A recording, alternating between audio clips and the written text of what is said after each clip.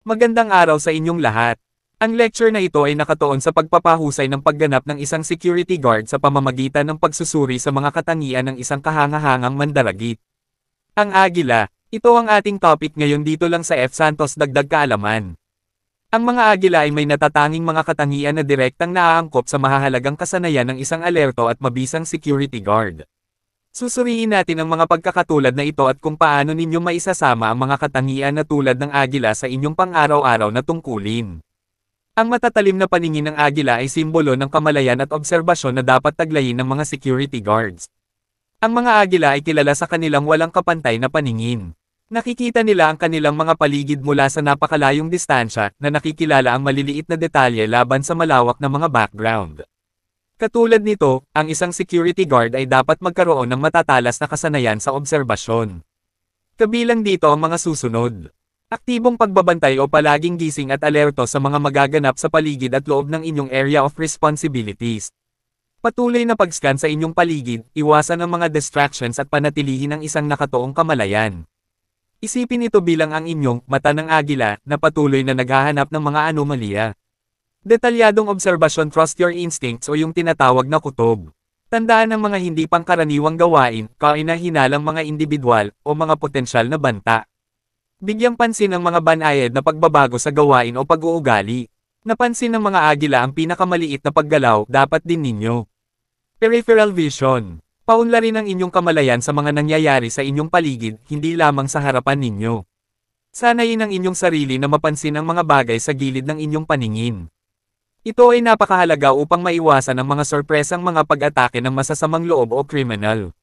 Bilang mga security guards, dapat tayo ay may mga estratehikong plano katulad ng paglipad ng agila. Pagpaplano at pagtugon sa mga posibleng magaganap sa ating duty. Ang mga agila ay hindi basta-basta tumutugon, pinaplano nila ang kanilang diskarte. Sinusuri nila ang sitwasyon, pinipili ang pinakamainam na landas, at isinasagawa ang kanilang mga maniobra ng may katumpakan. Para sa mga security guard, ito ay nangangahulugan ng pagpapatrol o proaktibong pag-iikot sa ating mga area of responsibilities.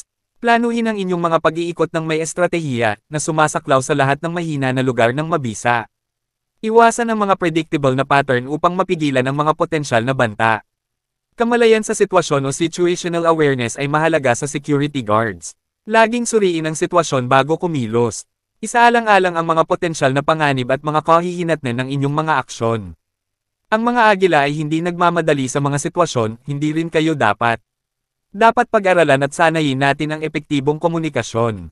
Panatilihin ang malinaw at maigsi na komunikasyon sa inyong koponan at mga supervisor. Agad at tumpak na iulat ang mga kahinahinalang aktibidad. Ang mga agila ay epektibong nakikipagkomunikasyon sa kanilang mga kawan, gayon din kayo. Ang mahigpit na pagkakahawak ng agila katulad sa pagkontrol at intervention natin sa sarili bilang mga guards.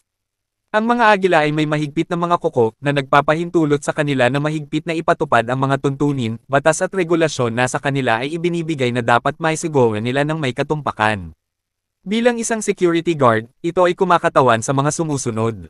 Kinokontrol na mga aksyon. Gawin ang dapat, tama at mabuti ng may pagpapasya ngunit kalmado. Iwasan ang hindi kinakailangang escalation at unahin ang kaligtasan. Ang mga agila ay malakas ngunit kontrolado sa kanilang mga aksyon. Matatag ngunit patas sa pagpapatupad. Ipatupad ang mga alituntunin at regulasyon ng patas at palagi. Panatilihin ang isang propesyonal na asal kahit na sa mga mahihirap na sitwasyon. Ang mga agila ay mahusay at epektibo sa kanilang pangangaso. Angkop na pagpigil. Gumamit ng angkop na mga teknik sa pagpigil kung kinakailangan, na palaging inuuna ang kaligtasan at binabawasan ang pinsala. Gumagamit ang mga agila ng tumpak na puwersa upang mapaamo ang kanilang mga biktima. Ano-ano ba ang mga katatagan ng agila na dapat taglayin ng mga security guards? Ang mga agila ay nahaharap sa mga malupit na kondisyon ng panahon at mahihirap na pangangaso. Ang kanilang katatagan ay susi sa kanilang kaligtasan. Para sa mga security guard, ang katatagan ay nangangahulugan ng dapat din nating pamamahalaan ang stress. Bumuo ng epektibong mga teknik sa pamamahala ng stress upang makayanan ang mga mahihirap na sitwasyon. Ang regular na ehersisyo, sapat na tulog, at pagmumuni-muni ay maaaring mapahusay ng malaki ang inyong katatagan. Dapat ay lakas natin ang positibong loob. Panatilihin ang isang positibong saloobin at isang malakas na pakiramdam ng layunin. Maniwala sa inyong kakayahang hawakan ang mga mahihirap na sitwasyon. Ang mga agila ay may matatag na determinasyon. Magpatuloy tayo sa pagtuklas ng mga dagdag kaalaman. Maging updated sa mga protocol sa seguridad, pinakamahusay na mga kasanayan, at mga potensyal na banta. Ang regular na pagsasanay at propesyonal na pag-unlad ay magpapahusay sa inyong mga kasanayan at katatagan. At sa ating conclusion, sa pamamagitan ng paglilinang ng kamalayan, estratehikong pag-iisip, kinokontrol ng mga aksyon, at katatagan ng isang agila, maaari ninyong mapahusay ng malaki ang inyong bisa bilang isang security guard. Tandaan, ang inyong matalas na obserbasyon, proaktibong diskarte, at matatag na pangako sa kaligtasan ay mahalaga sa pagpapanatili ng isang ligtas na kapaligiran. Yakapin ang mata ng agila sa inyo at magsikap para sa kahusayan sa inyong propesyon. Maraming salamat sa pakikinig at sana ay may natutunan ka at kung nagustuhan mo sana ay paki-share at subscribe para palagi kayong updated sa mga susunod ko na topic.